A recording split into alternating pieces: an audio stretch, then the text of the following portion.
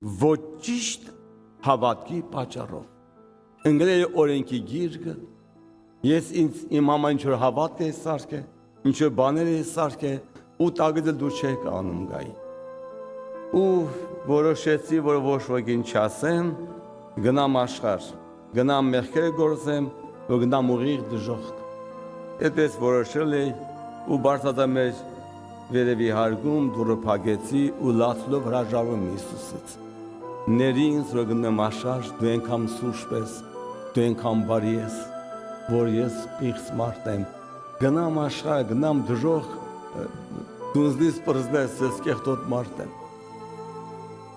Ու դες լացլով աղոթում եմ, վերջի հրաժեշտ եմ տալիս Հիսուսին։ Ու վերջի հայրմերն եմ ասում, հասնեմ հայրմերի վերջի բարերին, ու հանգարց մի անուշ ձայն հասավականջիս։ Հակառակ իմ պատկերացին, հակառակ իմ իմացածին, հակառակ իմ հիասթափությանս, Տերը խոսեց ձայն, կենդանի ձայն եմ լսել, ասեց, որդիս, ես քեզ սիրում եմ։